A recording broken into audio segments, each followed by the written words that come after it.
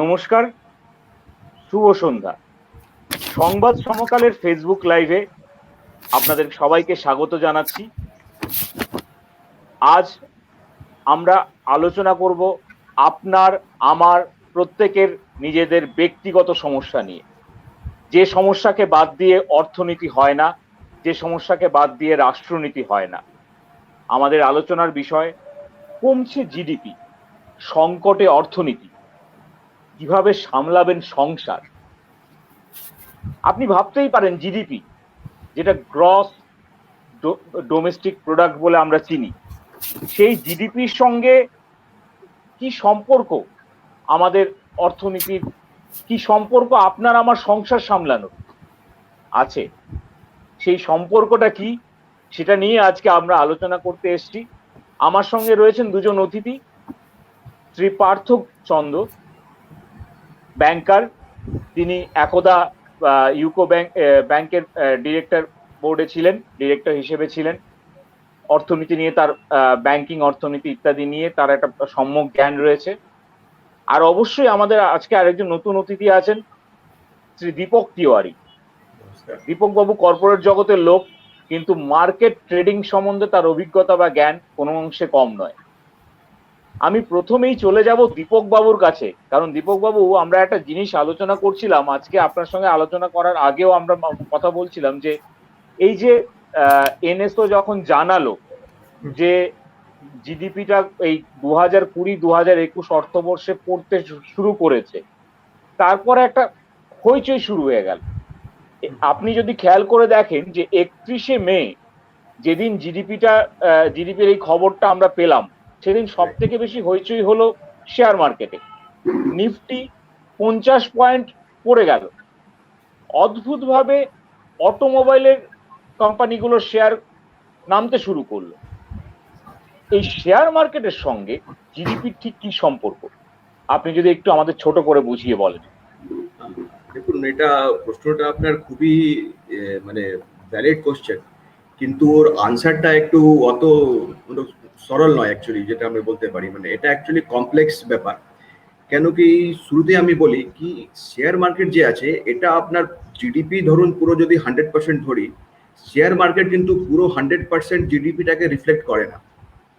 যেটা জিডিপিকে আমরা জানি, জিডিপিকে যদি আমরা একটু সরলভাবে যদি ওটাকে যদি বাইফার্কেট করতে পারি, জিডিপিতে দুটো অংশ আছে। একটা আছে অর্গানাইজ সেক্টর, যেটাকে আমরা বলি ধরুন যারা কর্পোরেট জগতে, যে আপনি বললেন যেমনি তখন। আর একটা আছে যেটা ছোট ব্যবসায়ী যারা আছে, ধরুন যারা ধরুন 5জন বা 10জন ব্যবসা নিয়ে লোকজন নিয়ে কাজ করছে, ধরুন যেটা আপনাকে বলি আনঅর্গানাইজ সেক্টর। তো এই যে আমরা যে স্টক মার্কেট যেটাকে আমরা চিনি, বেসিক্যালি এটা হচ্ছে আপনার অর্গানাইজ সেক্টরটাকে রিপ্রেজেন্ট করে। আর যেটা আমরা দেখতে পেরেছি এই কোভিড কালে যেটা হয়েছে কি এই যে জিডিপি যখন আমরা কথা বলি, জিডিপি এখন দুভাগে ডিভাইড হয়ে গেছে। একটা হচ্ছে টোটালি অর্গানাইজ সেক্টর, যেটা অ্যাকচুয়ালি যদি আপনি দেখেন এই কোভিড সিচুয়েশনের পরে কিন্তু ওরা বেনিফিটেড হয়েছে। এবার কিভাবে বেনিফিটেড হয়েছে একটু যদি আপনাকে টাইম দেন, তাহলে আমি একটু এক্সাম্পল দিয়ে যদি আপনাকে এক্সপ্লেন করতে পারি। ধরুন লাস্ট ইয়ার বা এখনো আমরা লকডাউনে যাচ্ছি, ঠিক আছে, এখন দোকানপাট সব বন্ধ আছে। ধরুন আপনি কিছু একটা জিনিস অর্ডার করতে চাইছেন, তাহলে আপনার কাছে কি অপশন আছে? আইদার আপনি অ্যামাজন থেকে অর্ডার করবেন বা আপনি ফ্লিপকার্টে অর্ডার করবেন। এবার যখন আপনি ধরুন ফ্লিপকার্টে অর্ডার করছেন, তখন আগে হয়তো আপনি লোকাল পাউরুটি বা বিস্কুট বা মানে আপনি যদি নুডলস বা এইসব যদি বাড়ির যে জিনিসগুলো থাকে আপনি ওখান থেকে পারচেস করছেন। এখন আপনি ডাইরেক্টলি যখন পারচেস করছেন অনলাইন দিয়ে, তখন আপনি ব্রিটানিয়া কেক, ব্রিটানিয়া বিস্কিট হচ্ছে আপনার, নেসলে ম্যাগি কিনছেন, তখন কি হচ্ছে এদের বিক্রিটা কিন্তু অনেকটা বেড়ে যাচ্ছে। তো তার ফলে কি হচ্ছে কি, এই যারা অর্গানাইজ সেক্টরে যারা কোম্পানি আছে তারা কিন্তু বেনিফিটেড হচ্ছে। আর তাই জন্য আপনি দেখছেন কি জিডিপি যখন দেখছেন, এনএসও যেটা বললো কি আপনার ফাইন্যান্সিয়াল ইয়ার 20-21 জন্য আমাদের জিডিপি কন্ট্রাক্ট হয়েছে 7.3%। কিন্তু মার্কেট যদি দেখেন, মার্কেট এখন অল টাইম হাই লেভেলে চলছে। তাহলে দুটোই একটা আলাদা জগৎ মনে হচ্ছে। একটা মনে হচ্ছে জিডিপি আলাদা জগতে থাকছে আর আমাদের মার্কেট একটা আলাদা জগতে থাকছে। আর তার মেন কারণ হচ্ছে কেন কি, যে মার্কেট যেটা আমরা বলি, যেটাকে আমরা স্টক মার্কেট বলি, ক্যাপিটাল মার্কেট বলে চিনি, দ্যাট অনলি রিপ্রেজেন্টস আপনার যেটা হচ্ছে আপনার কর্পোরেট ওয়ার্ল্ড, যেটা অর্গানাইজ সেক্টর। আর অর্গানাইজ সেক্টর যেটা হয়েছে ওটা এখান থেকে কিন্তু বেনিফিটেড হয়েছে।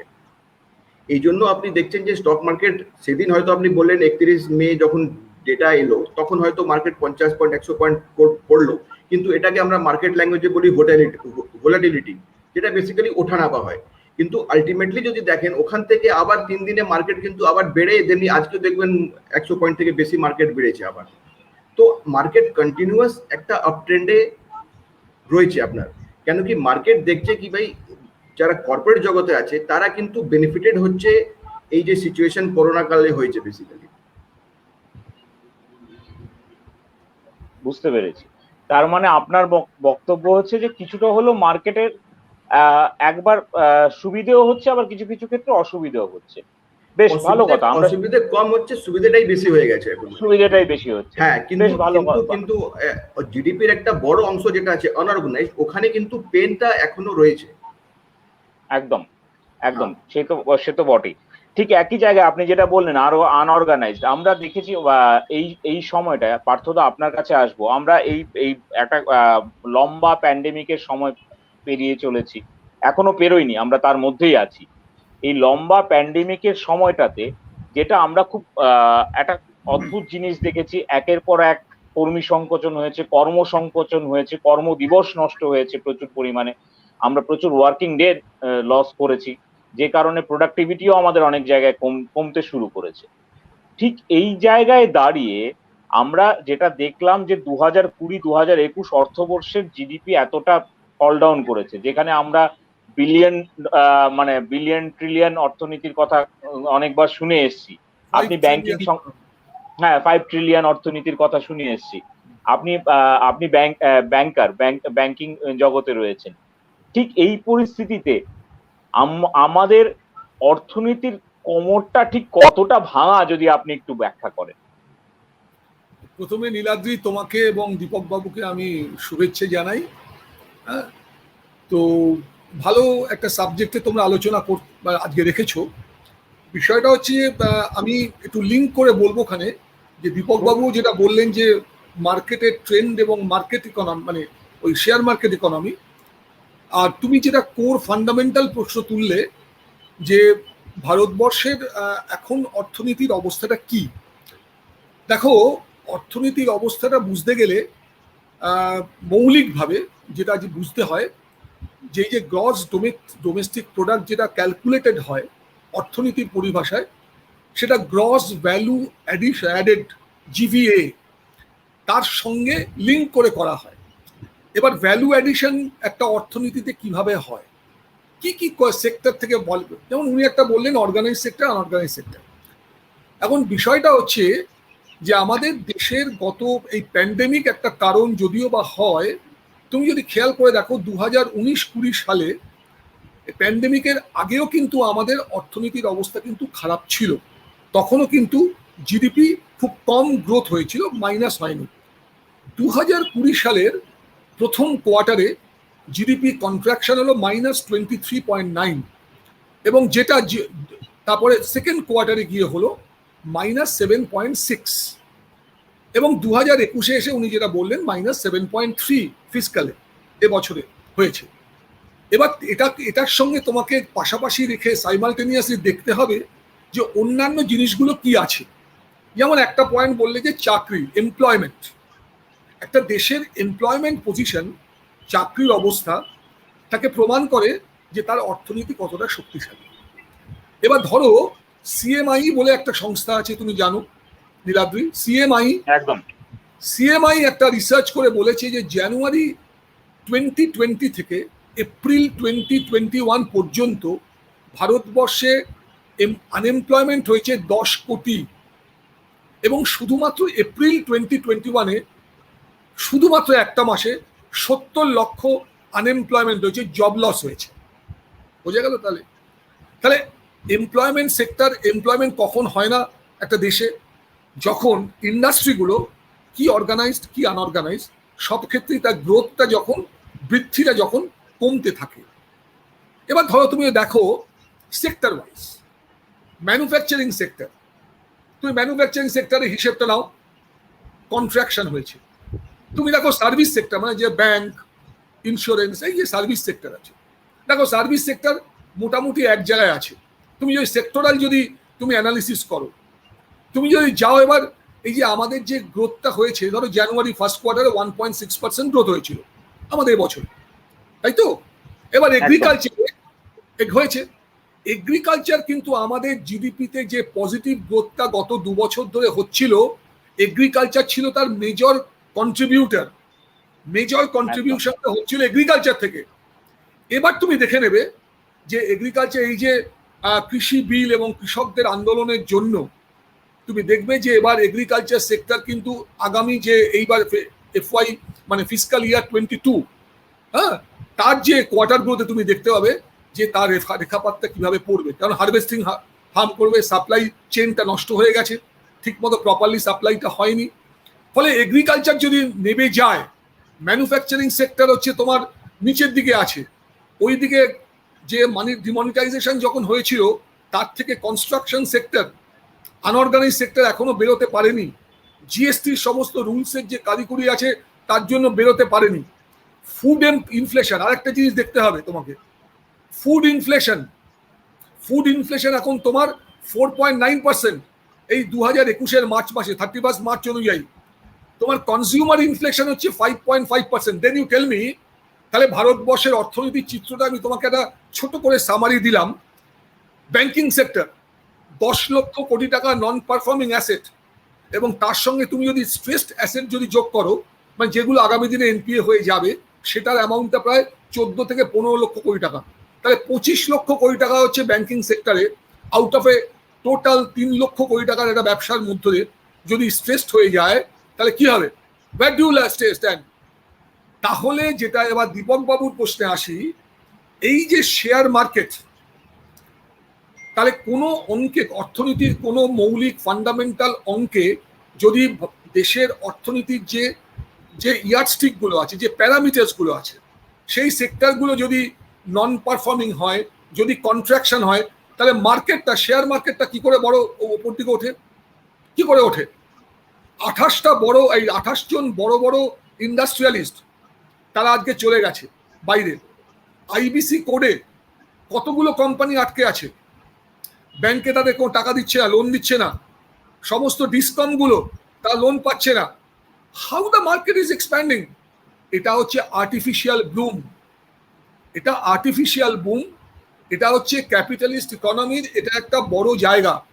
আমেরিকা একটা সাংঘাতিক বড় এক্সারসাইজ করতে গিয়েছিল 2008 সালে, সেটা একটা বাজে ব্যাপার হয়ে গেছে। হ্যাঁ, তো এইটা বলতে চাই যে দেশের অর্থনীতি একদম আইসিইউতে পড়ে গেছে, ইটস ইন আইসিইউ।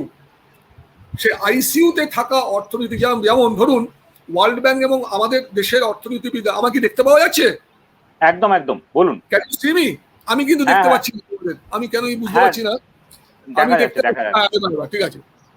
ধরো আমাদের, আমি বলি তোমাকে, আমাদের দেশের এবার আমাদের অর্থনীতিবিদরা তারা একটা প্রেডিক্ট করেছে যে ফিনান্সিয়াল ইয়ার 2022-তে গিয়ে আমাদের 10 থেকে 12% গ্রোথ হবে। ওকে, তুমি খবরটা IMF এবং ওয়ার্ল্ড ব্যাংকের যারা অ্যানালিস্ট যারা আছে তারা সেটা স্কেল ডাউন করে দিয়েছে, এবং এটা আমি তোমার আজকে বলে গেলাম, ইট ক্যানট গো বিয়ন্ড 7 to 8% যদি আদার ফ্যাক্টরস গোজ ওয়েল। এন্টার দেশের অর্থনীতি শুধু নয়, তুমি তাকাও যে এনভায়রনমেন্ট সেক্টর, যেটার সঙ্গে ইন্ডাস্ট্রিয়াল জড়িয়ে আছে, হেলথ ইনফ্রাস্ট্রাকচার, একদম টোটালি মিসম্যানেজড। কোভিড নিয়ে, ভ্যাকসিন নিয়ে, এসব কনসেন্ট্রেটর নিয়ে কি হচ্ছে জানো তুমি? এবং সবচেয়ে দুঃখজনক ঘটনা হচ্ছে এই যে বাইরের দেশগুলো যারা আমাদের কনসেন্ট্রেটর, ভেন্টিলেটর, ভ্যাকসিন, ওষুধ দিয়েছে, আজকে 10-12 দিন হয়ে গেল, এখনো পর্যন্ত সরকার কোনো রাজ্যে এখনো পাঠায়নি। কেন জানো? দে আর ক্যালকুলেটিং যে দান সামগ্রীর ওপরে জিএসটি লাগানো যাবে কি যাবে না। Such is your abysmal condition of your economy. আজকে ভ্যাকসিন, সুপ্রিম কোর্ট আজকে একে কেন্দ্রীয় সরকারকে প্রশ্ন করেছে যে কেন ভ্যাকসিন কেন্দ্রীয় সরকারই দিতে পারে, বিনা পয়সায় রাজ্যদের দেওয়ার কথা নয়। সো টোটাল একটা hoax, this government is a total failure. অর্থনীতি এরা বোঝে না। যেমন ধরো যে স্টিমুলাস প্যাকেজটা গত বছরে কোভিডের সময় দিল, ফার্স্ট কোভিডের সময় 20 লাখ ক্রোড়স। কি ছিল তাতে? লোন মোরাটোরিয়াম, নরেগা, এইসব ধরে। অ্যাকচুয়ালি যদি বলো, stimulus package was maximum 2.5 lakh crore to 3 lakh crore, তার বেশি ছিল না। আর সবই তো মোরাটোরিয়াম। মোরাটোরিয়াম মানে কি, তোমার লোনটা 3 মাস আমি তোমাকে ডেফার করলাম, but you have to pay with interest, ওটা আবার একদম। তোমাকে দিতে হবে তো, ইটস নট এ ওয়েভার। অথচ গত বছর 2019-20 তোমার লোন ওয়েভার কত হয়েছে জানো কর্পোরেট সেক্টরে? 68,000 crore, reserve bank of India data. আর এবছর অ্যাজ অফ 31 মার্চ 2021 রিজার্ভ ব্যাংকের ডেটা অনুযায়ী লোন ওয়েভার, ব্যাংকের লোন ওয়েভার হয়েছে 1,34,000 কোটি টাকা। where do you stand? Where do you stand? তোমার ইকোনমিটা কি আছে?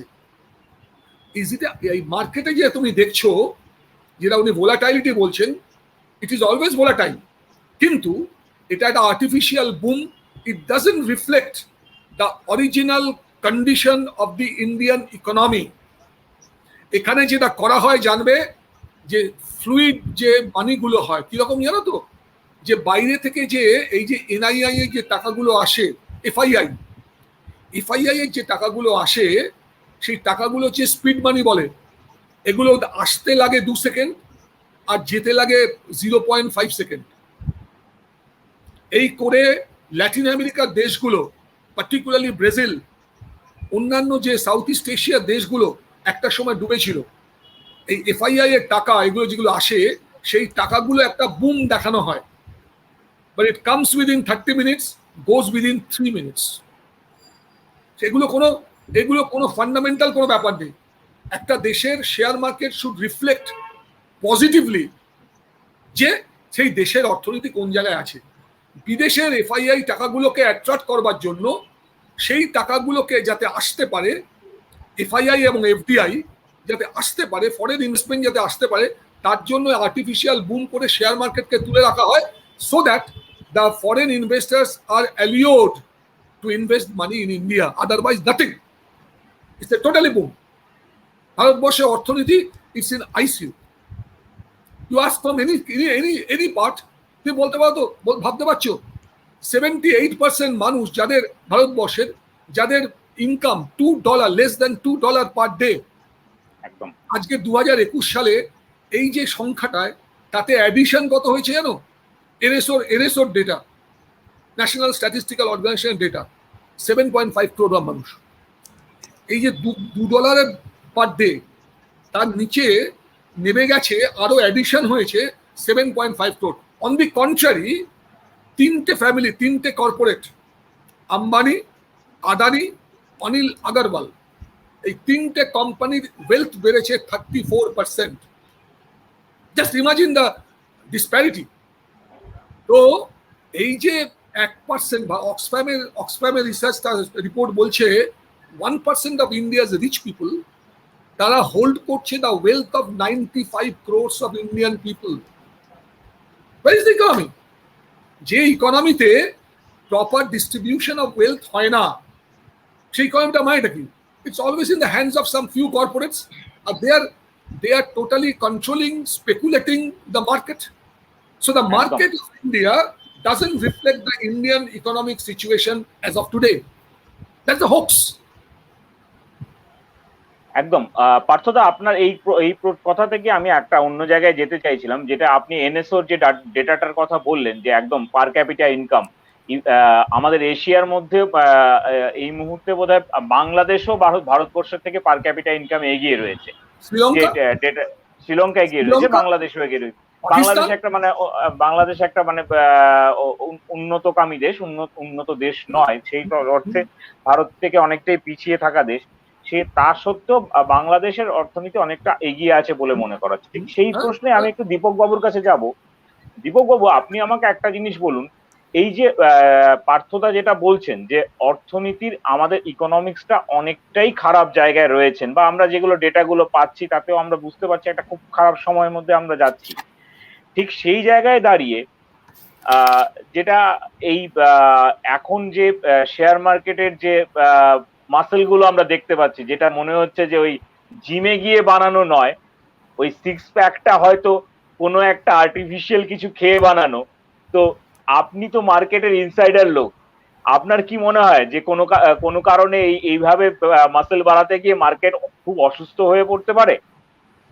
না দেখুন, এটা আপনি একটা পার্থবাবু, উইথ অল ডিউ রেসপেক্ট পার্থবাবুকে, আমি উনার হয়তো ম্যাক্সিমাম জিনিস থেকে আমি এগ্রি করছি, কিন্তু কিছু কিছু জায়গায় আমি এগ্রি করতে পারছি না কি মার্কেট টোটালি হোক্স অ্যাকচুয়ালি মানে কি। আমি জাস্ট একটা ফান্ডামেন্টাল কোশ্চেন আপনার দুজনকেই জিজ্ঞেস করতে চাইছি কি, দেখুন পার্থবাবু বললেন কি এফআইএ মানি আসছে বাইরে থেকে, একদম লাস্ট ইয়ার জিডিপি এত পড়লো, সব জায়গায় মার্কেট পড়লো, কিন্তু ইন্ডিয়াতে $36 বিলিয়ন এফআইআই মানি এসছে। তো এফআইআই মানি উনি বললেন কি ঠিক আছে, এটা তো হট মানি, এটা চলে আসতে পারে, এটা আবার চলে যেতে পারে। কিন্তু এফডিআই যেটা আমরা বলি ফরেন ডাইরেক্ট ইনভেস্টমেন্ট, যেটা এখানে আসে অ্যান্ড ওটা আপনার এখানে ইনফ্রাস্ট্রাকচার বলুন বা কোম্পানিতে বলুন, ওখানে ইনভেস্টমেন্ট হয়, ম্যানুফ্যাকচারিং এ হয় বা কোনো ইনফ্রাস্ট্রাকচারে হয়। এফডিআই যেটা আমার কাছে ডেটা আছে, আপনি চেক করে নিন, ইজ $44 বিলিয়ন লাস্ট ইয়ার এসছে, যেটা FY 19-20 থেকে $10 বিলিয়ন বেশি আছে। এবার যদি এফআইএ মানি চলে আসে, যেটা যে পার্থবাবু বললেন হট মানি আছে, আপনি এটা কত বলুন কি যদি ইকোনমি এত খারাপ হয়, তাহলে ওই যে এফআই গুলো যারা আসছে তারা কি এতই বোকা কি ওরা এই ইকোনমিকে যারা যদি আমি ধরে নিই কি মানে একদমই মানে আইসিইউতে পড়ে আছে, ওখানে ধরে ওরা এত টাকা ঢালছে, ওরা কি বুঝছে না কি এই মার্কেটে তো অবস্থা খারাপ, তো আমি কেন এখানে এই মার্কেটে টাকা লাগাচ্ছি? তাহলে ওদের কি কোনো বেসিস নেই? তাহলে ওরা কি এতই বোকা, যেটা যে জিনিসটা আমরা একটা এজ এ কমন ম্যান বুঝতে পারছি, ওরা এজ এ এক্সপার্ট বুঝতে পারছে নাকি? তাহলে এটাকে যদি আমি একটু আনসার করি, পার্থবাবুকে যদি করি, পার্থবাবু যেটা পুরনো কোম্পানি ইউকো ব্যাংক, আমি এখনই যখন পার্থবাবু কথা বলছিলেন আমি জাস্ট একটু চেক করলাম, আমি যদি ইউকো ব্যাংকের একটা যদি এক্সাম্পল নিয়ে নিই, 19-20 ইউকো ব্যাংক পুরো বছরে 400 কোটি টাকা লস ডিক্লেয়ার করেছিল, প্রফিট, ঠিক আছে। এবার ওটা কারণটা উনি বললেন কি এনপিএ বেড়ে যাচ্ছে, প্রভিশন করতে হচ্ছে, আপনার লোন নেই, লোন গ্রোথ নেই, অনেক ওটা ডিটেল একটা ডিসকাশন হতে পারে। কিন্তু 2020-21 যেখানে লকডাউন বছর ছিল, সব আপনি যেটা বলছেন কি এনপিএ বেড়ে যাচ্ছে, ইউকো ব্যাংক 167 crore প্রফিট দেখিয়েছে। তাহলে যদি আপনি ভাবুন, তাহলে যদি স্টক মার্কেট যদি আমি ইউকো ব্যাংকের শেয়ার যদি কিনে থাকি, তাহলে তো ইউকো ব্যাংকের শেয়ার তো বাড়বে, কেন কি ওর তো প্রফিট বেড়ে গেছে ইয়ার অন ইয়ারে। এবার কোন কারণে বেড়েছে ওটা একটা আলাদা ডিসকাশনের ব্যাপার আছে। তো আমি যেটা বলতে চাইছি কি, হয়তো যেটা বলছেন পার্থবাবু that is correct, I agree with him কি there R lot of problem, ইকোনমিতে অনেক প্রবলেম আছে, আনএমপ্লয়মেন্ট আছে, there is a mass মানে unorganized সেক্টরে তো খুবই খারাপ অবস্থা আছে, কিন্তু there is one sector which is getting benefited, যেখানে ওরা বেনিফিট পাচ্ছে, আর ওখানে আমরা দেখতে পাচ্ছি রিভাইভাল খুব ফাস্ট হচ্ছে আপনার মানে কি। ওটা কারণ অবভিয়াসলি যেটা পার্থবাবু যেটা হাইলাইট করলেন, ওটাকে আমি অ্যাকনোলেজ করতে চাই, এটা লিকুইডিটি।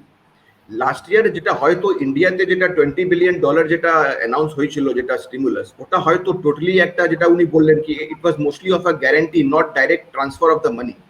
কিন্তু শুধু ইন্ডিয়াতে নয়, এই যে গ্লোবাল যে লিকুইডিটি যেটা অ্যানাউন্স হয়েছিল আপনার লাস্ট ইয়ার মার্চ মাসের পরে, the total quantum is close two $9 trillion.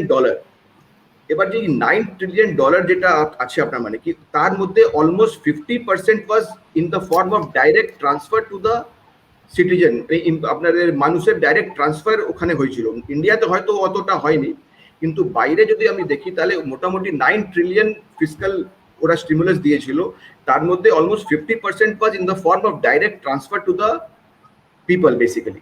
তো এই যে টাকাটা যেটা মার্কেটে এসছে, টাকা যেটা আমরা যদি বলি এটা জলের মতন হয়, এটা নিজের জায়গা খুঁজে নেয়। এবার যখনই এই যে টাকাগুলো যখন জায়গায় খুঁজছে, ওরা তখন দেখছে কি কোন কোন ইকোনমি আছে যেগুলো আবার তাড়াতাড়ি গ্রো করতে পারে। যেমনি পার্থবাবু টাচ করলে যে জিনিসটা বললেন কি 20-21 আমাদের ইকোনমি হয়তো 10% না 7-8% গ্রো করবে, কিন্তু যদি আমরা দেখি even 2021-22 India will be one of the few countries যারা এত দ্রুত গতিতে গ্রো করবে। তাহলে অবভিয়াসলি টাকাটা তো ওখানেই যাবে যেখানে গ্রোথ তাড়াতাড়ি চলে আসবে। আর সেকেন্ড জিনিস যেটা আমি টাচ করতে চাই, দেখুন কি স্ট্যাটিস্টিক্স একটা খুব একটা ট্রিকি সাবজেক্ট হয়, যেটা আমি অনেক লোককে একটা গল্প বলি, আপনারা হয়তো শুনে থাকেন কি, ধরুন একটা এক্সাম্পল দিচ্ছি, আমি একটা টপিক থেকে ডেভিয়েট করছি। কি আমরা একজন ফ্যামিলি একটা রাস্তা দিয়ে যাচ্ছিল, রাস্তার মধ্যে একটা নদী চলে এলো, তার তার নদীতে লেখা ছিল এভারেজ হাইট ইজ 5 ফুট। তখন ওই লোকটা কি করলো, ফ্যামিলির 4 জন ছিল, 4 জনের হাইট এভারেজ করলো, এভারেজ ধরুন এলো 5.5, তাহলে ও বললো তাহলে তো আমরা এভারেজ 5.5 আছি, আমরা তো এখান থেকে বেরিয়ে যাব। তখন যখন ওরা নদীর ওপারে গেল তখন দেখছে একজন মিসিং আছে। তখন বললো আরে কিভাবে হলো, আমি তো এভারেজ ক্যালকুলেট করলাম, এভারেজ তো 5.5 ছিল আর নদীর ডেপথ তো 5.5 ছিল। তখন দেখা গেল কি একজনের হাইট তো 4 ফুট ছিল। তো যখন আমরা পার ক্যাপিটা ইনকামের যখন কথা বলি, এটা ঠিক আছে একটা ইয়ার্ডস্টিকের জন্য এটা ইউজ করা যায়, কিন্তু আমরা সবাই জানি কি Bangladesh economy is nowhere compare to Indian economy. নাহলে বাংলাদেশ থেকে এত ইমিগ্রেশন ইন্ডিয়াতে হতো না, বা ইভেন যদি শ্রীলঙ্কান ইকোনমি থেকে বলি, তো ডেফিনেটলি স্ট্যাটিস্টিক্স যেটা আমাদের দেখা উচিত, কিন্তু ওটা আমাদেরকে একটু একটু পার্সপেক্টিভে দেখে ওটা একটু আরো একটু ডিপলি অ্যানালিসিস করে ওটাকে যদি আমরা দেখি, তাহলে হয়তো আমরা রাইট কনক্লুশনে আসতে পারবো অ্যাকচুয়ালি। একদম। দীপক বাবু, আপনার জন্য একটা প্রশ্ন রয়েছে, আদিত্য লাহিড়ী করছেন। কোশ্চেন টু মিস্টার দীপক, আজকে সেবি বলেছে এটা বোধহয় $5 million can be invested by foreign investors in mutual fund. এটা একটা প্রমিসিং দিক নয় কি? ডেফিনেটলি এটা অনেক প্রমিসিং জিনিস আছে। আর গভর্নমেন্ট সেবি যাই বলুন কেন, দে আর ডুইং, মানে ওরা ওদের মানে এখতিয়ারে যা আছে ওরা করছে। যেমনি একটা এক্সাম্পল আমাকে দিই আমরা আপনাকে, কি ডাইভেস্টমেন্ট নিয়ে হয়তো অনেকে এগ্রি করতে পারেন না, মানে ওরা ওরা সবাই অনেক ডাইভেস্টমেন্ট নাম শুনেই ভাবে নাকি এটাকে আমরা মানে বিক্রি করে দিচ্ছি, নিজের সম্পদকে, বাড়ির জিনিসটাকে আমরা বিক্রি করে দিচ্ছি। কিন্তু আমি ওটা সাবস্ক্রাইব করি না ওই ভিউটাকে। যেমনি বিপিসিএল কে গভর্নমেন্ট চাইছে প্রাইভেটাইজ করে দিতে, কিন্তু ওখানে একটা নিয়ম আছে কি প্রাইভেট রিফাইনারিতে ফরেন ডাইরেক্ট ইনভেস্টমেন্ট যেটা আছে 49% থেকে বেশি হতে পারে না। তাহলে গভর্নমেন্ট কি করছে, ওখানে ওরা নিয়ম চেঞ্জ করে they are trying to bring 100% FDI. তাহলে কি হবে কি ফরেনরাও এখন বিপিসিএল এর জন্য বিড করতে পারবে, তাহলে বিপিসিএল ভালো ভ্যালুয়েশন পাবে। যদি ভালো ভ্যালুয়েশন পায় তাহলে গভর্নমেন্টের কাছে বেশি টাকা আসবে, গভর্নমেন্ট কাছে যখন বেশি টাকা আসবে তখন ফিসকাল ডেফিসিট কমবে, ফিসকাল ডেফিসিট কমলে ওই টাকাটা গভর্নমেন্ট কোথায় খরচা করবে? গভর্নমেন্টের তো নিজের কোনো খরচা নেই, ওরা তো দেশের যা ইনফ্রাস্ট্রাকচার নিয়েই তো খরচা basically. So obviously that money আমাদের দেশে নিজেই খরচা হবে। সো আই থিঙ্ক গভর্নমেন্ট যেটা উনি জিজ্ঞেস করলেন, উনি মানে দ্যাট ইজ ডেফিনেটলি এটা পজিটিভ ফর দ্য মার্কেট। আপনার মানে কি, কেন কি যত এই পুরো একটা জিনিস আমি পার্থবাবুর সঙ্গে এগ্রি আছি কি এই যে মার্কেটটা হয়তো অনেকটাই হেড অফ রিয়ালিটি, যেটা এক্সপেকটেশন আছে তার থেকে অনেকটা বেশিটাই বেড়ে গেছে because of the huge liquidity flow. আরে এই আর আচ্ছা আপনি বলতে পারেন এই মার্কেটটা পড়ছে না কেন? কেন কি সবাই, আপনি ইউএস ফেড বলে নিন বা কোনো সেন্ট্রাল গভর্নমেন্ট, ইউরোপিয়ান ইসিবি বলে নিন, ইউরোপিয়ান সেন্ট্রাল ব্যাংক, সবাই বলছে কি 2023 অবধি ওরা কিন্তু এই ইন্টারেস্ট রেট রেজিমটা চালিয়ে যাবে।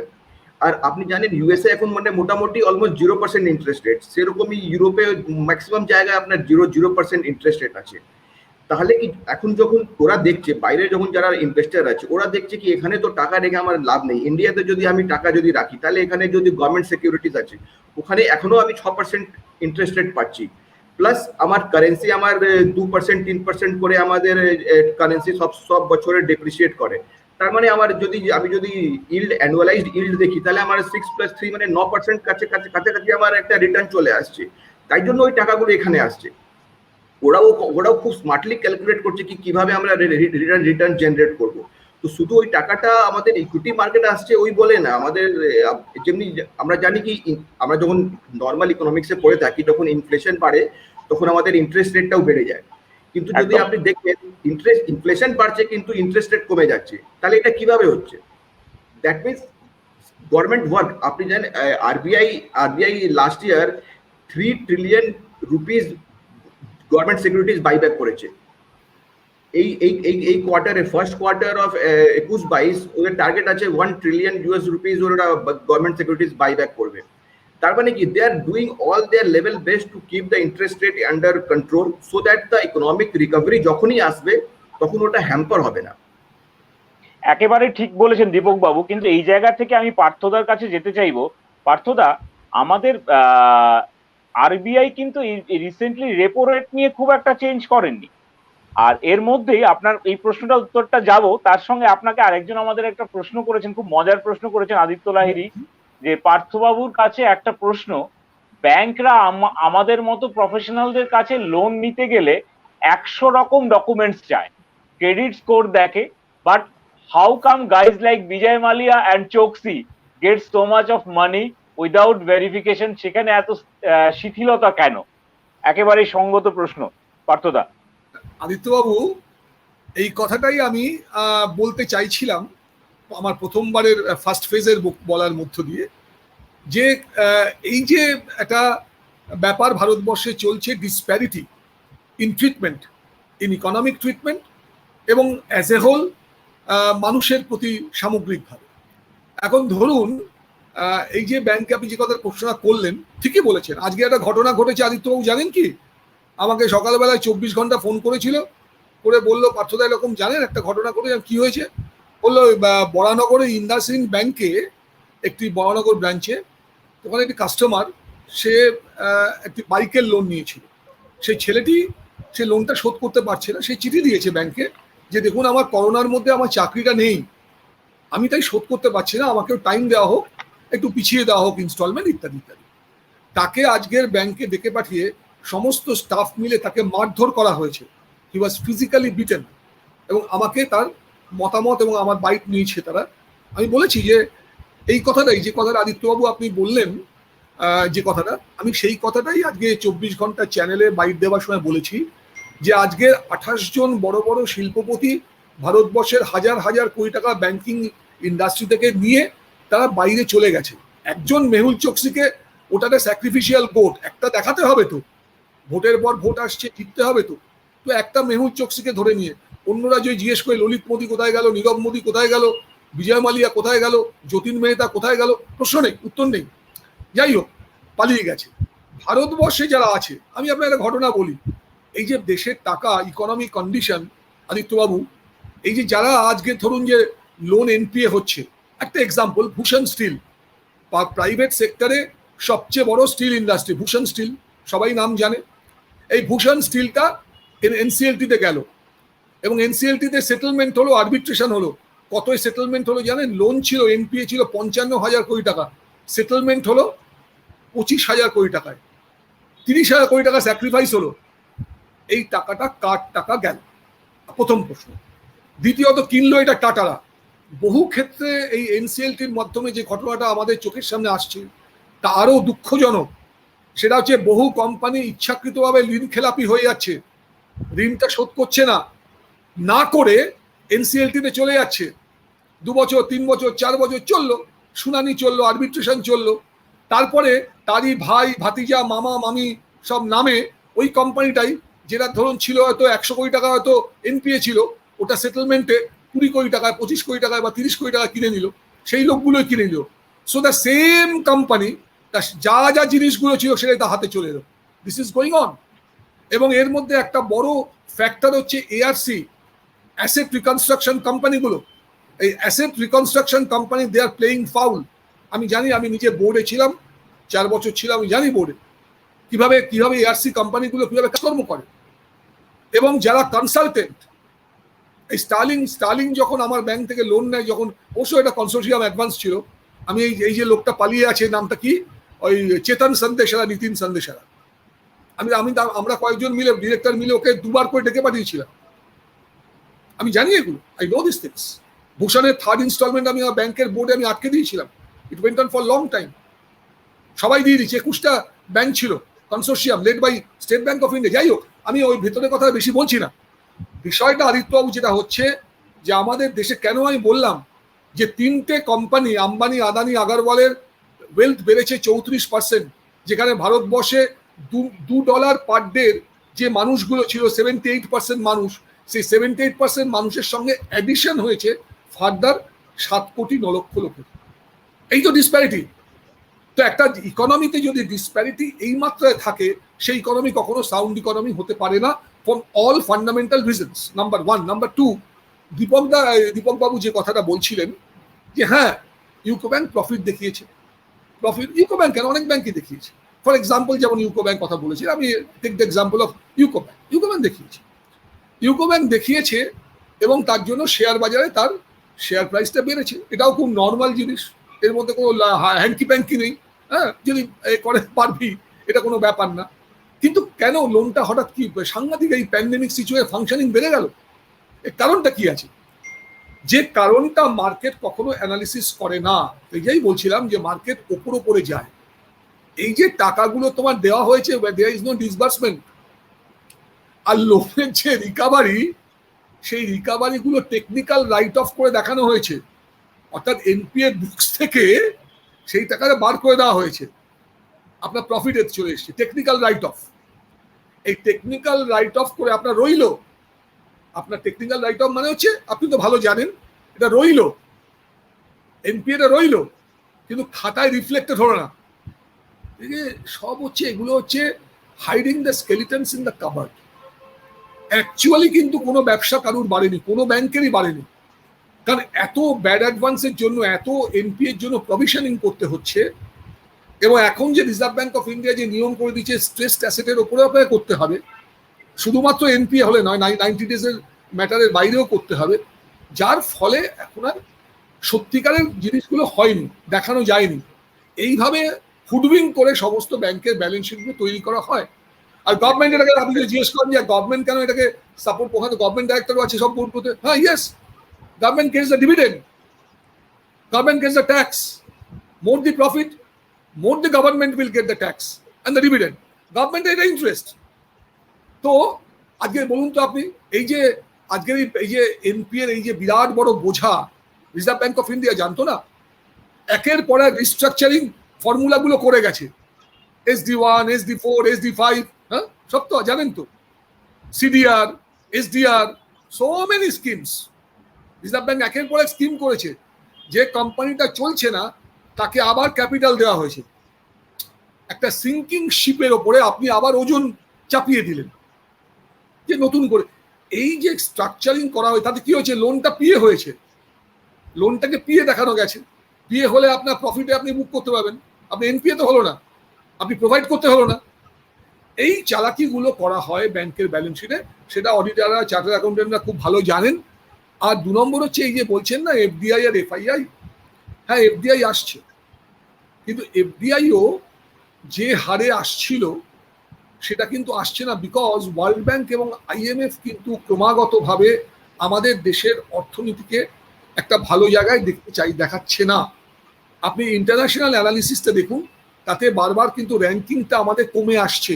ওয়ার্ল্ড ব্যাংক র্যাঙ্কিং কমিয়েছে, এবং এই ফিসকাল ইয়ার 2022-কে নিয়েও বোথ ওয়ার্ল্ড ব্যাংক এবং আইএমএফ তারা যে র্যাঙ্কিং দিয়েছে সেই র্যাঙ্কিংটা ভালো নয়।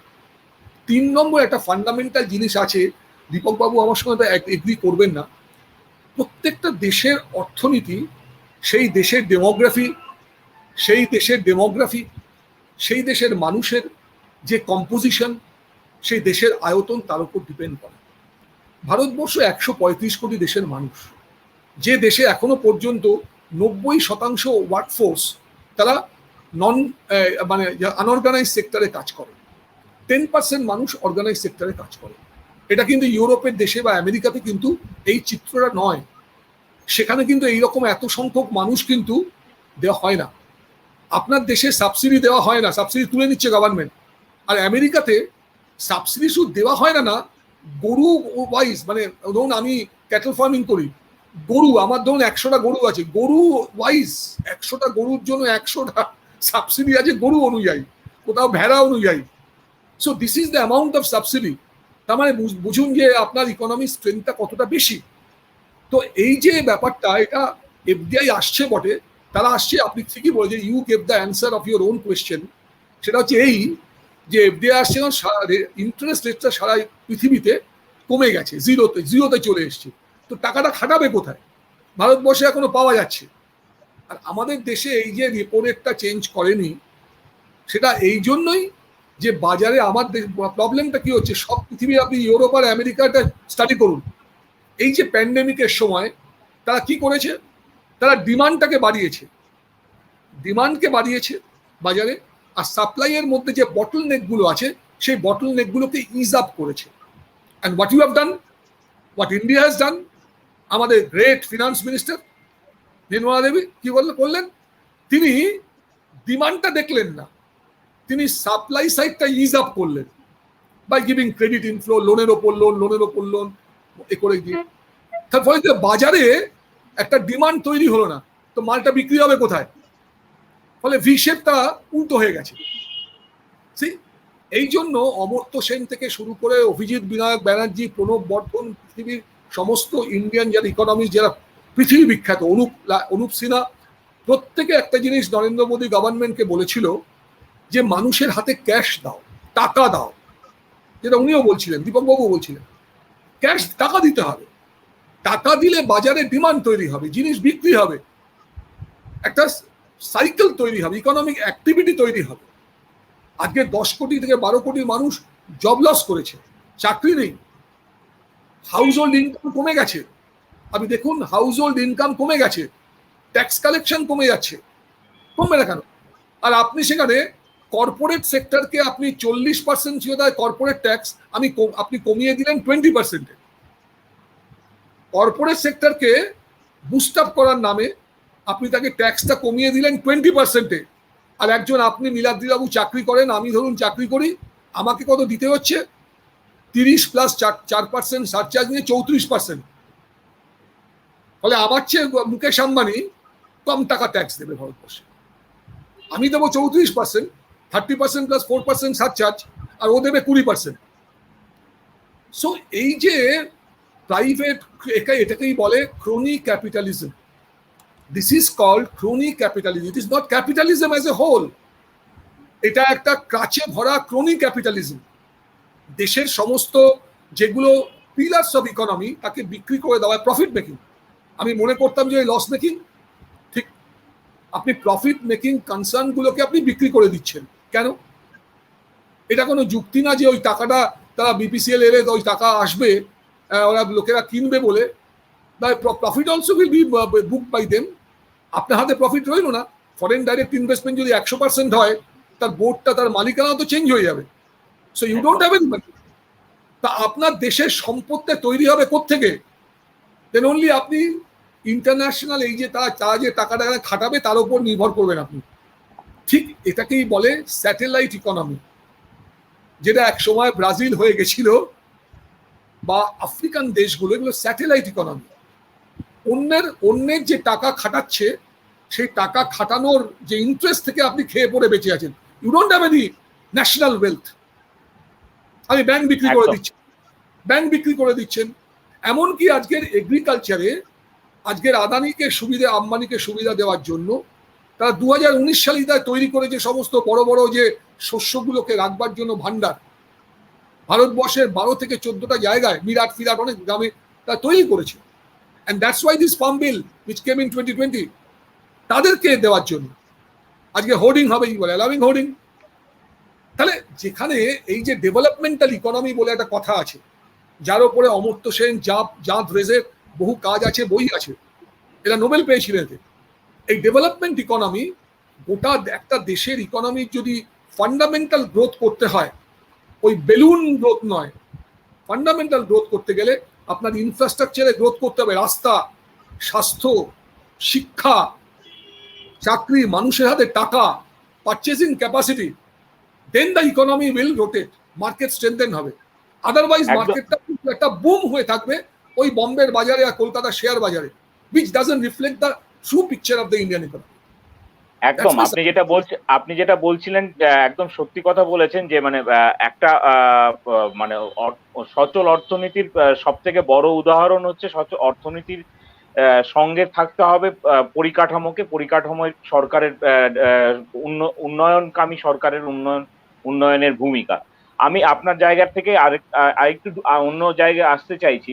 দীপক বাবু, আপনার কাছে আমাদের দর্শক প্রশ্ন করেছেন, আদিত্য লাহিড়ী, যে দীপক বাবু, এটা তো একটা স্ট্রাকচারাল বুল মার্কেট, দেখা যায় এটা স্ট্রাকচারাল বুল মার্কেট শেষ হওয়ার সময় new high meets the previous high, এবারও কি তাই দেখা যাবে?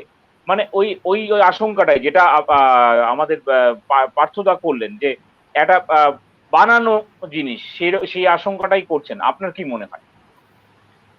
আমি আবার বারবার বলছি, হয়তো আমাকে পার্থবাবু ভুল বুঝছেন, কিন্তু আমি দেখুন, আমি কিন্তু একটা, হ্যাঁ, আমি অ্যাকচুয়ালি, আমি, হ্যাঁ না, ঠিক আছে, আমি মানে আমি একটা নিউট্রাল জিনিস জায়গা থেকে জিনিসটা দেখতে চাই, এই জন্য আমার ভিউ গুলো একটু, আর আমি একটা মার্কেটের লোক, তো আমি সবসময় না, অপটিমিস্ট থাকি। আমি আমি আমি ঠিক সেই জায়গা থেকে এই প্রশ্নটা বললাম, হ্যাঁ, সেটা হ্যাঁ, ঠিক আছে, হ্যাঁ, কিন্তু আমি আমার যে প্রশ্নটা আপনার কাছে, হ্যাঁ, যে আমি বুঝে গেছি। এক- আমি আদিত্য বাবুর কোশ্চেনটা আমি বুঝে গেছি, আমি ওটাই আনসারে ওখানেই আসছি। দেখুন আদিত্য বাবু, একটা আপনাকে জিনিস বুঝতে হবে কি, মার্কেট একটা সাইকেলের মধ্যে চলে। মার্কেটের একটা সাইকেল হয় 8 থেকে 10 বছরের মধ্যে। আপনি দেখবেন এভরি 8 বছরে আমাদের ইন্ডিয়ান ইকোনমি, ইন্ডিয়ান মার্কেট বলুন বা গ্লোবাল মার্কেটে একটা মেজর কারেকশন আসে, যেটা আপনার মানে 30 থেকে 40% কারেকশন হয় আপনার, মানে কি, যেটা আপনি দেখবেন 92-তে এসেছিল, ওটা হয়তো হর্ষদ মেহতা স্ক্যাম হয়েছিল, তখন কারেকশন হয়েছিল। 2000-এ আপনার কেতন পারেখ, আবার 8 বছর পরে হলো আপনার 2000 কেতন পারেখ স্ক্যাম হলো, তখন মার্কেট অনেক ক্র্যাশ করে গেছিল। আবার 2008-এ আমরা জানি গ্লোবাল ক্রাইসিস হয়েছিল আপনার, তখন মার্কেট কিন্তু আবার ওইরকম 40-45% কারেকশন হয়েছিল আপনার, মানে কি। তো ওই যে ওই কারেকশনটা অ্যাকচুয়ালি হওয়া উচিত ছিল 2016-তে, না হয়ে ওটা কারেকশনটা এলো আপনার 2020-তে। তো এবার যেটা আমরা মার্কেটের লোক যেটা আমরা বুঝি কি, এবার যখন 2020-তে আমরা একটা কোশ্চেন, যেমন আমরা কারেকশন দেখেছি, তার মানে কি আমরা দেখুন 2028 অব্দি আমরা দেখছি কি মার্কেটে কোনো বড় কারেকশন আসবে না। আর যেটা আপনি বলছেন কি স্ট্রাকচারাল বুল মার্কেটে যেটা হাই হবে, ওটা প্রিভিয়াস হাই থেকে কিন্তু অনেক বেশি হবে। তো এখন এখন যেটা আমরা দেখছি, এখন we have just cross the previous high 15,000, I think previous high ওটা 15,300 350 ছিল, ওটাকে আমরা জাস্ট এখন ক্রস করেছি। এখান থেকে আপনি যখন দেখবেন 2024 বা 25 বা আই থিঙ্ক ওই জায়গাতে গিয়ে মার্কেট কিন্তু ওইখান থেকে আরো বেশি আমরা দেখছি ওপরের দিকে। কেন কি নেক্সট মানে 7-8 ইয়ার্স একটা বড় কারেকশন, যেটা আমরা বলি বড় কারেকশন বলতে গেলে মোর দেন 20%, তার মধ্যে ছোট ছোট কারেকশন আসবে, 7%, 10%, 12% এরকম মার্কেট ওয়াইজ কারেকশন আসবে, যেটা আমাদের মনে হয় কি ওটা একটা লং টার্মে বাইং অপরচুনিটি হবে। আপনার যদি স্টক ভালো আইডেন্টিফাই করে রাখবেন, ওখানে যদি স্টক কিনবেন, আই থিঙ্ক 3-4 বছরের মধ্যে আপনি দেখবেন সবসময় ইউ উইল মেক মানি। এখানে একটা জিনিস বলে দিই কি, মানে মার্কেটে হয়তো অনেক রকমের ধারণা আছে, কিন্তু যদি আপনি একটা স্টাডি করে দেখেছি আমরা কি, যদি 3 বছরে, যেটা আমরা বলি রোলিং রিটার্ন, মানে যদি আমরা এভরি 3 ইয়ার্স এর রিটার্ন আমরা যদি ধরি, তাহলে ইন্ডিয়ান মার্কেটে কোনোদিন 3 বছরের নেগেটিভ রিটার্ন হয়নি। তার মানে কি বলতে বোঝাচ্ছে কি, যদি আজকে যদি আমি মার্কেটে যদি কিনি কোনো শেয়ার বা ইন্ডেক্স যদি কিনে রাখি, আর ওটাকে যদি আমি 3 বছর যদি হোল্ড করে রাখি, এই 3 বছরের মধ্যে যা হয় ওটা আমার যায় আসে না, কিন্তু 3 বছরের পরে আমি একটা ডিসেন্ট রিটার্ন পাবোই পাবো। সো এটাকে বলে রোলিং রিটার্ন। তো 3 বছরের যখন আমরা রোলিং রিটার্ন দেখি, তো মার্কেট ইজ অলওয়েজ পজিটিভ। এবার তার কারণ কি হচ্ছে না হচ্ছে, দ্যাট ইজ अगेन ডিবেটেবল, কিন্তু এটা হচ্ছে আমাদের হিস্ট্রি, যেটা আমাদের দেখতে পাচ্ছি ফ্রম 1979, যেটা যখন থেকে বিএসসি স্টার্ট হয়েছে আমাদের, মানে এর ডেটা আছে। বিএসসি এমনি তো অনেক পুরনো অর্গানাইজেশন, কিন্তু যবে থেকে আমাদের কাছে ডেটা আমাদের কাছে অ্যাভেলেবেল আছে, ততক্ষণ দেখা গেছে কি মার্কেট সবসময় 3 বছরের রোলিং রিটার্নে পজিটিভ দেয়। সো যদি আনসার দিই, তাহলে ডেফিনেটলি এখান থেকে মার্কেট আরো হাই করবে, এখান থেকে একটু পেশেন্টলি হোল্ড করতে হবে আপনাকে। মাঝে মাঝে ভোলেটাইল মার্কেট আছে, কারেকশন হতে পারে, যেমনি বললেন পার্থবাবু, হট মানি আছে ডেফিনেটলি, মাঝে মাঝে বেরিয়ে যাবে, আবার মাঝে মাঝে চলে আসবে। তো ওই ভোলেটিলিটাকে আপনাকে একটু ব্রেস করে রাখতে হবে, and you will make money. একদম এই জায়গা থেকে মানে আমার প্রশ্নটা হচ্ছে, আজকে মার্কেট 15,600 অব্দি গেছে, এটা আর কত দূর যেতে পারে আপনার প্রেডিকশন? আমি এই যদি আমি জানতাম, তাহলে তো মানে আমি সব থেকে দুনিয়ার মানে রিচেস্ট ম্যান হয়ে যেতাম।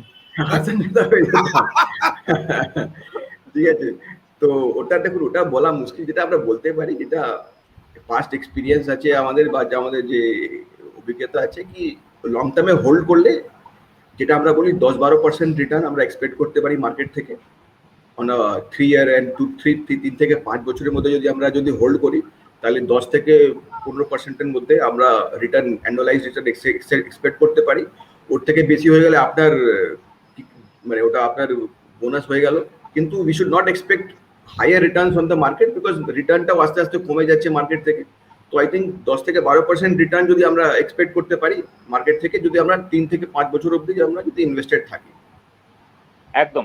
অন এ সিরিয়াস নোট, আমি এই জায়গা থেকে আপনার কাছে দীপক বাবু জানতে চাইবো যে এই পরিস্থিতিতে যারা ইনভেস্ট করছেন মার্কেটে, যারা অল্প অল্প করে ইনভেস্ট করেন কিছুটা লাভের আশায়, বা কারণ এটা তো ঘটনা যে আজকে আমাদের স্বল্প সঞ্চয় সুদ পড়ে গেছে, আজকে আমাদের বিভিন্ন রকম ভাবে যে ইন্টারেস্ট গুলো ছিল সেগুলো একেবারেই শেষ। ব্যাংকের ইন্টারেস্টের কথা তো মানে ছেড়ে দিন, আমাকেও যদি কেউ বলে যে একটা ফিক্সড ডিপোজিট করো বা যে কোনো ব্যাংকে গিয়ে সেভিংস অ্যাকাউন্টে, আমি বলবো যে বাবা ছেড়ে দাও, আমার বয়স 60 পেরোক তখন ভাববো কিছু যদি বেশি পাওয়া যায়। তো ঠিক সেই জায়গা থেকে যারা ইনভেস্ট করেন তাদেরকে আপনি কি বলবেন, মানে কি একটু ধীরে ধীরে চলো নীতি নিতে? একদম ডেফিনেটলি। দেখুন, মার্কেট এখন অনেকটাই হট হয়ে রয়েছে, মানে কোনো মুহূর্তে এখান থেকে মার্কেট 10% কারেকশন মানে কোনো ব্যাপারই না। এই জন্য আপনাকে কশন রাখতে হবে। আর যেটা আমরা সবসময় যারা নতুন ইনভেস্টার হয়, তাদেরকে আমরা সবসময় অ্যাডভাইস করি কি আপনি এসআইপি মডেলে যান। ডাইরেক্ট স্টক মার্কেটে খুব আপনি যদি নলেজেবল না হয়, আপনার খুব যদি পড়াশোনা না থাকে, আর অত আপনি যদি টাইম যদি না দিতে পারেন, তাহলে কোনো দিনই আমরা বলি স্টক মার্কেটে ডাইরেক্ট ইনভেস্ট করবেন না। This is a very risky and very professional জিনিস। আপনার অলওয়েজ প্রেফার করুন মিউচুয়াল ফান্ডে রুট দিয়ে আপনি ইনভেস্ট করুন। আর ওখানেও আপনি যেটা আমরা বলি মান্থলি এসআইপি, যেটা আপনি দেখবেন কি এফআইআই আর এফপিআই মানে তো ছেড়ে দিন, আমরা জাস্ট একটা ছোট একটা ডেটা দিচ্ছি আপনাকে কি এত মার্কেট পড়লো লাস্ট ইয়ার, জব লস হলো, কিন্তু যে মান্থলি এসআইপি যেটা ডেটা ছিল, যেটা আপনার সেবি বা এমফি যেটা রিলিজ করে, এসআইপি যে অ্যামাউন্ট ছিল ওটা কিন্তু কমেনি। তার মানে কি লোক they have kept faith in the market. তাহলে মানে কি যে লোকরা ছিল ওরা কিন্তু এসআইপি গুলো চালিয়ে গেছে, কেন কি ওরা দেখেছে কি যদি আস্তে আস্তে অল্প অল্প অ্যামাউন্ট যদি আমি মার্কেটে ইনভেস্ট করি, আমার কিন্তু লং টার্মে আমার একটা বড় টাকাও জমে যায়, আর আমার একটা ভালো আমার অ্যাপ্রিসিয়েশনও পাওয়া যায়।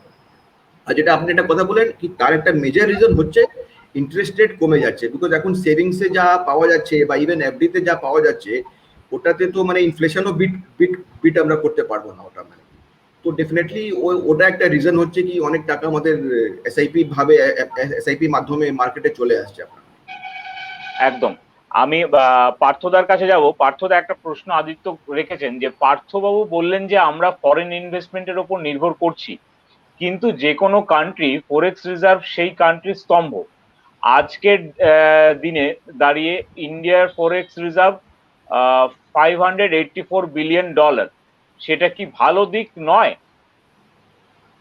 হ্যাঁ আদিত্যবাবু, ফরেন রিজার্ভ নিশ্চয়ই নিঃসন্দেহে একটা দেশের অর্থনীতির একটা বড় স্তম্ভ, কোনো সন্দেহ নেই। কিন্তু সেটা শুধুমাত্র এফডিআই এর উপর তো নির্ভর করে না। ফরেন রিজার্ভ আরো অনেকগুলো ব্যাপারের উপর নির্ভর করে, যার মধ্যে ইন্টারন্যাশনাল ট্রেডের ব্যাপার আছে, ইন্টারন্যাশনাল এগ্রিমেন্টস গুলোর উপরে আছে।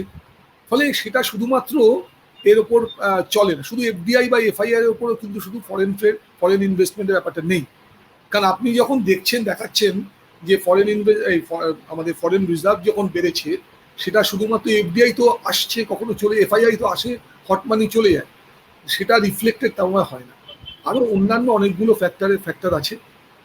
ইনস্টিটিউশনাল আমাদের ইনভেস্টমেন্টসগুলো অন্য জায়গায়, অন্য দেশে, এক্সপোর্ট ইম্পোর্ট, ইন্টারন্যাশনাল ট্রেড, এইগুলো অনেকগুলো ফ্যাক্টর আছে যার উপর ফরেন রিজার্ভ ক্যালকুলেট করা হয়।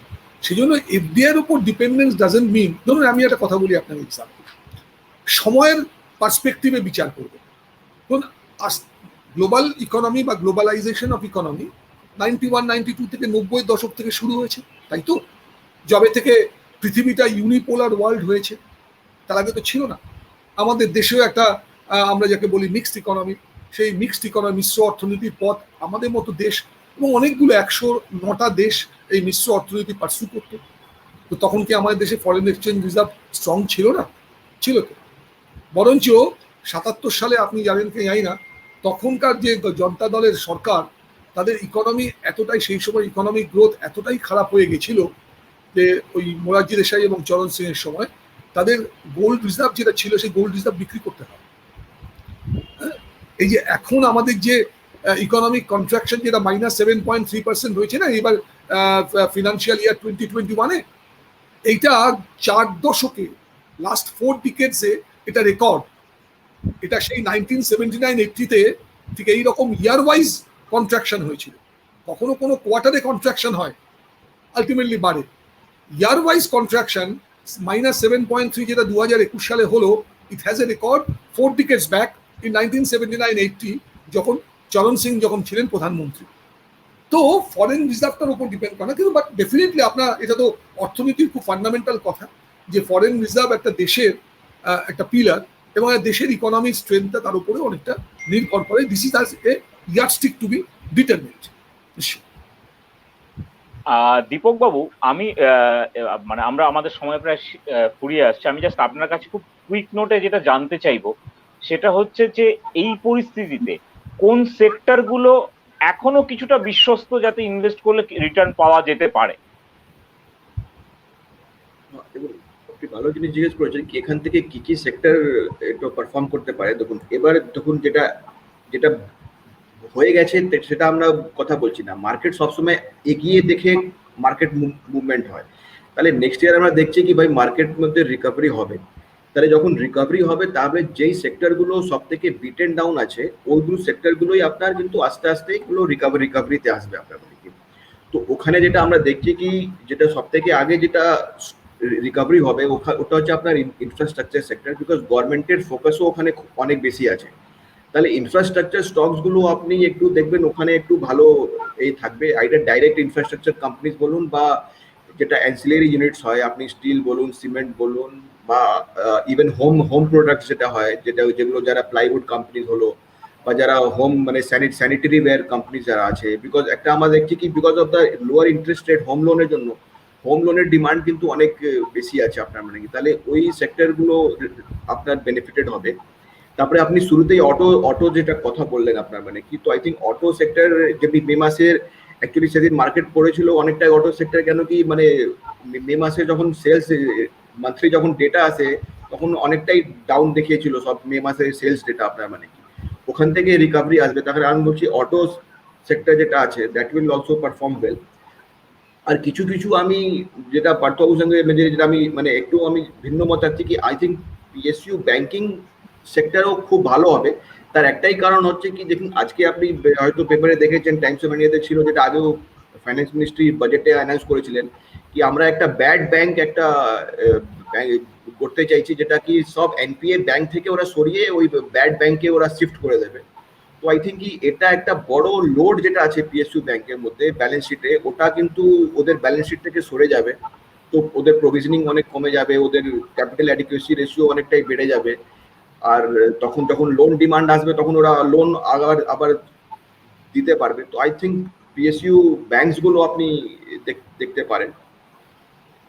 আই থিঙ্ক এই দুটো তিনটে সেক্টর আছে। নীলাদ্রি, হ্যাঁ, আমি দীপক বাবুর এই পয়েন্টে আমি একটা কথা বলি, আর ডেফিনেটলি দীপক বাবুর সঙ্গে আমার একটা পারসেপশনাল ডিফারেন্স হবেই, কারণ উনি মার্কেটের অ্যাঙ্গেল থেকে বলেছেন।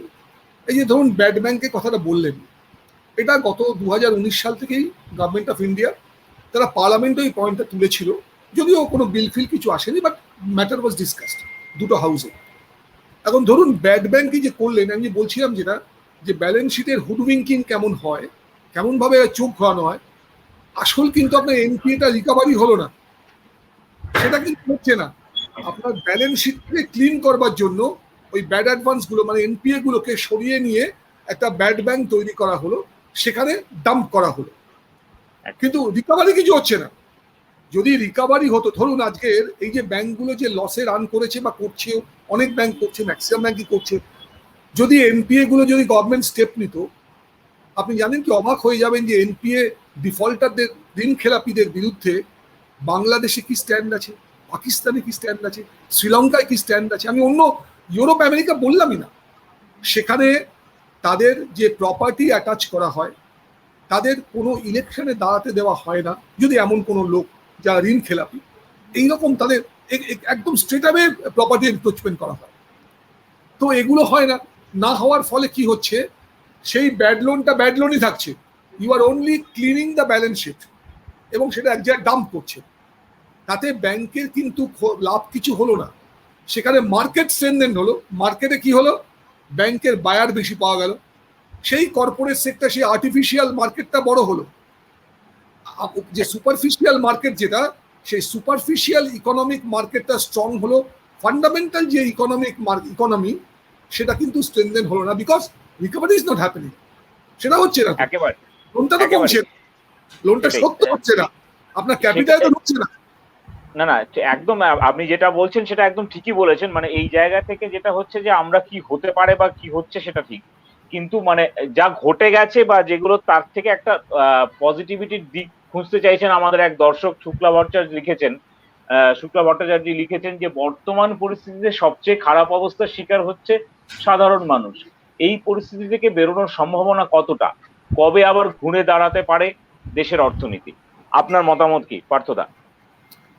আমার পরিষ্কার মতামত যে যতক্ষণ পর্যন্ত এই অর্থনৈতিক নীতি, যে নীতিটা সরকার পার্সু করছে, সেই নীতি যতক্ষণ না পর্যন্ত পরিবর্তন করা হবে, মানুষের অর্থনীতি, দেখুন এর দেশ বলে কিছু হয় না, দেশ তো আসলে একটা বাউন্ডারি জিওগ্রাফিতে, কিন্তু মানুষ হচ্ছে, একটা মানুষ না থাকলে দেশ কিছু বলে কিছু নেই। দেশের মানুষই হচ্ছে দেশ। তো মানুষের জন্য যদি কমন পিপলস ইকোনমি যদি তৈরি করা না যায়, আজকের আপনি সমস্ত কিছু বিক্রি করে দেবেন, দেশের ন্যাশনাল প্রপার্টিগুলোকে, দেশের রাষ্ট্রীয় সম্পদগুলোকে, সে সম্পদ যদি আপনি বিক্রি করে দেন যদি গ্লোবাল ইনভেস্টার্স এবং যা বলুন যে বড় বড় কর্পোরেট এবং মাল্টিন্যাশনালদের কাছে, তাহলে আপনার দেশটা রইল কি?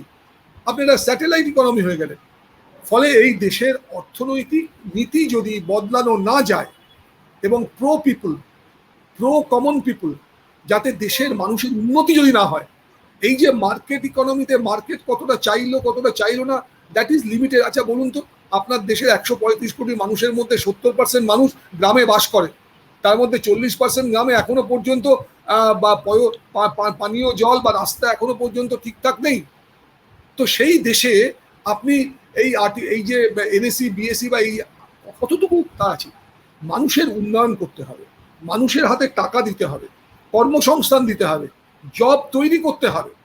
এইটা যদি না করা যায় তাহলে ফান্ডামেন্টালি দেশের ইকোনমিক ডেভেলপমেন্ট হয় না, সেটা ওই রকমই একটা ডিপেন্ডেন্ট ইকোনমি হয়। সে যে ডিপেন্ডেন্ট ইকোনমি একসময় যখন আমরা পরাধীন ছিলাম, ব্রিটিশরাও তো আমাদের ডিপেন্ডেন্ট ইকোনমি তৈরি করেছিল।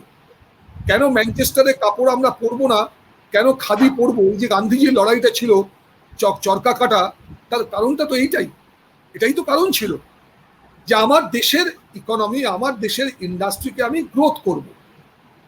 সেইখানে যদি না হয়, যতক্ষণ পর্যন্ত অর্থনৈতিক নীতি বদলানো যাচ্ছে বা আমরা সবাই মিলে সুবুদ্ধি সম্পন্ন মানুষ, অন্যান্য রাজনৈতিক দল সবাই মিলে যতক্ষণ না করতে পারছেন এই বিক্রি করে দেওয়া রাজনীতি, এই ক্রনিক ক্যাপিটালিজমের মধ্য দিয়ে সাধারণ মানুষের উপকার হবে। আপনি বলুন তো, আজকে প্রতিদিন ব্যাংকের ইন্টারেস্ট কমে যাচ্ছে, পোস্ট অফিসের ইন্টারেস্ট কমে যাচ্ছে।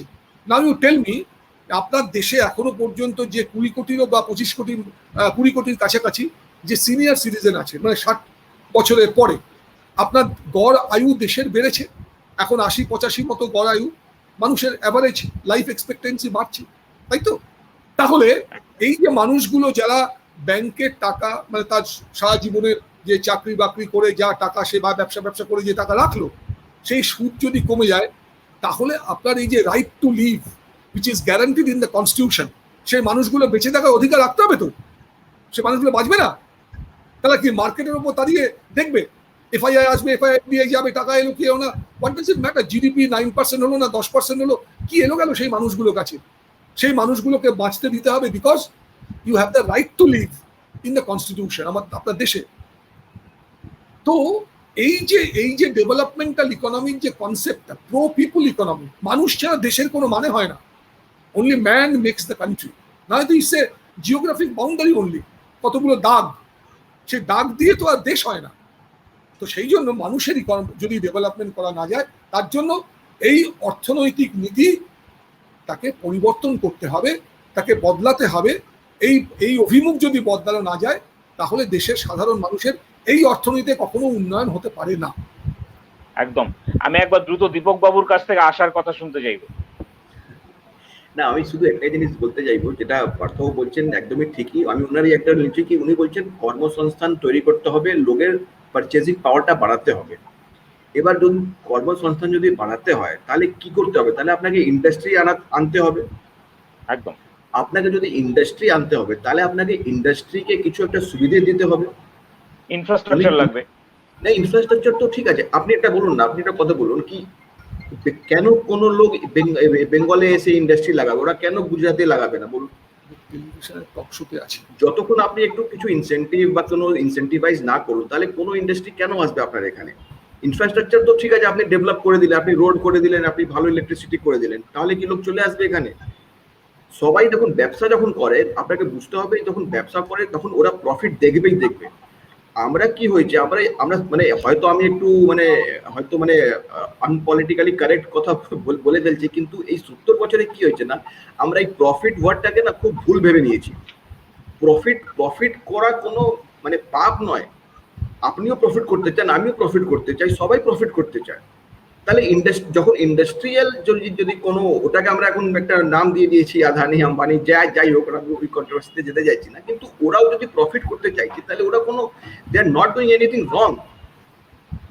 ওরা চাকরি দিচ্ছে আপনাকে, ওরা রিস্ক নিচ্ছে, এত বড় রিস্ক নিচ্ছে, তাহলে আমি বলছি না কি আপনি আদানি আম্বানিকে এ করে দিন, আমি বলছি কি আপনাকে একটু মেন্টালিটি চেঞ্জ করতে হবে, কি আপনাকে ইন্ডাস্ট্রিজ যারা আছে ওদেরকে একটা পার্ট অফ দ্য ইকোনমি ভাবতে হবে।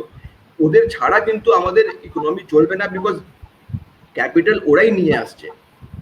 আর যতক্ষণ না ওরা ক্যাপিটাল নিয়ে আসবে আপনার কর্মসংস্থান হবে না, কর্মসংস্থান না হলে আপনার চাকরি হবে না, চাকরি না হলে আপনার কিন্তু পারচেজিং পাওয়ারও বাড়বে না। আর আপনি এই যেটা হচ্ছে আমাদের 70 বছরে যেটা হচ্ছে ওরকমই হয়ে আসবে আপনার, ওই 3% 4% গ্রোথ আমাদের হবে, যেটা আমরা সবসময় বলি ইন্ডিয়ান গ্রোথ রেট, কি ভাই ওই 3% 4%-এ আমরা খুশি থাকতে হবে।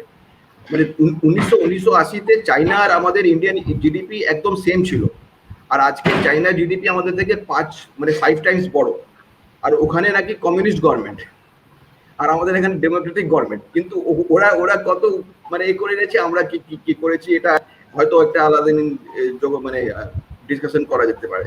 কিন্তু আমি এটাই বলতে চাইছি কি আমাদের একটা ইন্ডাস্ট্রিদেরকে একটা ভালো চোখে দেখতে হবে, বিকজ ওদের ছাড়া আমাদের চলবে না। আমি বলছি না কি ওদেরকে ফ্রি হ্যান্ড দিয়ে দিন, একদম খোলা টাকা দিয়ে দিন, খোলা সব লোন দিয়ে দিন, যেভাবে আগে হতো, যেটা বললেন পার্থবাবু কি ভাই মানে ব্যাড লোন হয়ে যাচ্ছে তাও ওদেরকে লোন দিয়ে যাচ্ছে ব্যাংকরা, মানে ওরকম আমি বলছি না, ক্রনিক ক্যাপিটালিজম না হলে, কিন্তু ওদেরকে একটা সুযোগ দিতে হবে সো দ্যাট দে ইনভেস্ট।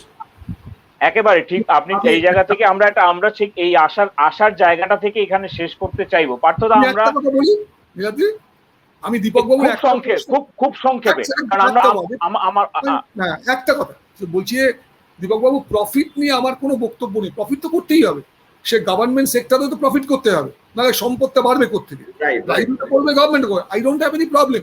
কিন্তু প্রবলেমটা আজকে যদি তাকিয়ে দেখেন আপনি দেখবেন it is হ্যাঙ্কারিং for the super profit. এই প্রফিট থেকে সুপার প্রফিটের মধ্যে একটা বড় ডিফারেন্স আছে। আজকের যে আমার ইন্ডিয়ান যে আজকের যে বিলিয়নিয়ার্সরা, আজকে 10 জন বিলিয়নিয়ার্সের মধ্যে 4 জন টপ 10 জনের মধ্যে আমাদের ভারতবর্ষের লোক ঢুকে গেছে। এই সুপার প্রফিটটাই কিন্তু 2008 সালে ওই আমেরিকায় ওই বুমটা, ওই যে আর্টিফিশিয়াল যে বেলুনিং হয়েছিল, এটা কিন্তু তার কারণ। বা সাউথ ইস্ট টাইগার্স গুলো, এশিয়ান টাইগার্স, সিঙ্গাপুর যা এগেছিল, তারা কিন্তু ওই কারণে সুপার প্রফিটের পেছনে দৌড়চ্ছে। এই প্রফিট তো হতেই হবে, but don't run after super profit. কিন্তু আমার সরকার সেই সুপার প্রফিটের মোটিভটাকেই তারা এটাকে স্ট্রেনথেন করছে, সেখানেই আমাদের গন্ডগোলটা সেই কারণে, নট উইথ প্রফিট। একেবারেই প্রফিটও থাকুক, সবার পেটে ভাতও থাকুক, সবাই সুস্থভাবে থাকুন, জিডিপি ঘুরে দাঁড়াক, অর্থনীতি তার শির দ্বারা সোজা হোক, সেই কামনা থেকেই আজকের এই আলোচনা এখানে ইতি টানবো। আপনাদের দুজনকে অসংখ্য ধন্যবাদ, শুভরাত্রি। আর যেই দর্শকরা আমাদের এই ফেসবুক লাইভে এখনো জুড়তে পারেননি, তাদেরকে আমাদের এই পূর্ণাঙ্গ আলোচনার আমাদের ইউটিউব চ্যানেলে দেখতে পাবেন আর কিছুক্ষণের মধ্যেই। নমস্কার, শুভরাত্রি।